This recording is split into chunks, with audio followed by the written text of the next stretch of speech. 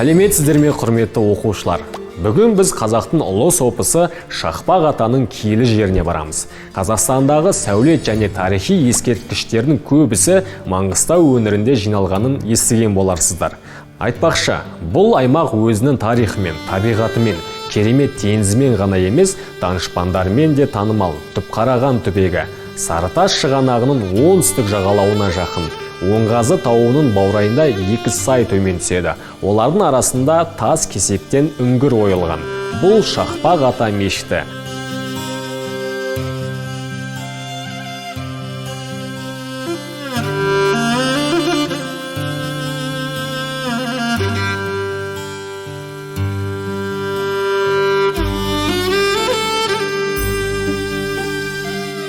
Археологтардың айтуынша мешіт 9-10 ғасырларда салынған және сопы Шақпақ атаның атымен аталған.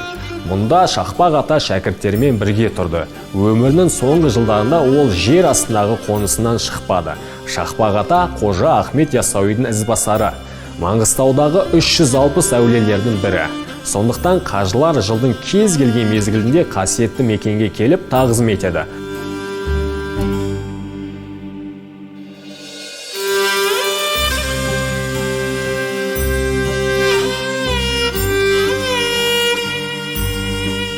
Бұл жұмбақ адам туралы аңыздар да бар. Мешіт Батыс Қазақстандағы сәулет өнерінің ең көне ескерткіші болып саналады.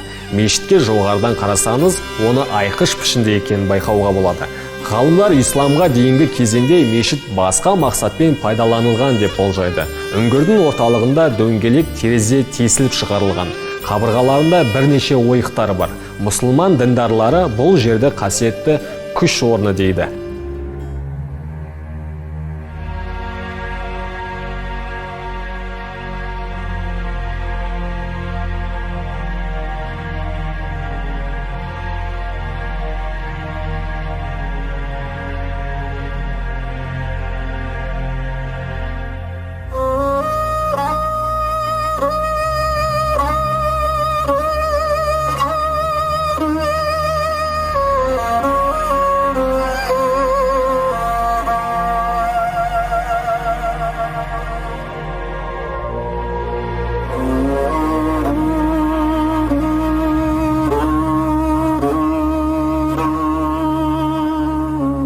Шақпақ ата мешіті Маңғыстау өңірінің көрікті жерлерінің бірі.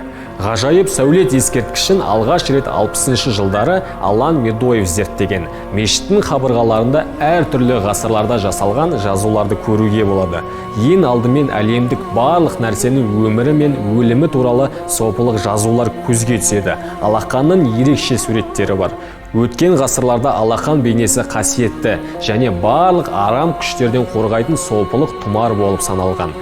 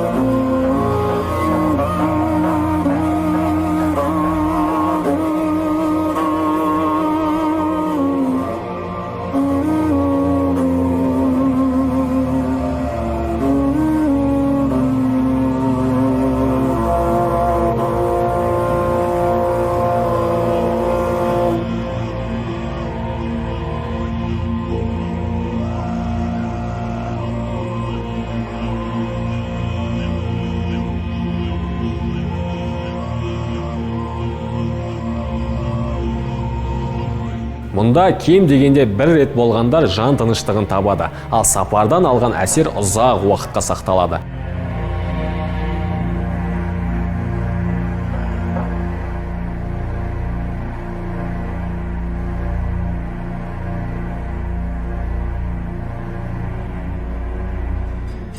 Осымен сабағымыз аяқталды. Енді келесі сұрақтарға жауап берулеріңізді сұраймын. Бірінші сұрақ: Шақпақ ата кімнің ізбасары болды? Екінші сұрақ: 60-шы жылдары Шақпақ ата мешітін алғаш зерттеген ғалымды атаңыз. Үшінші сұрақ: Шақпақ ата мешіті қай ғасырларда салынды деп болжауға болады?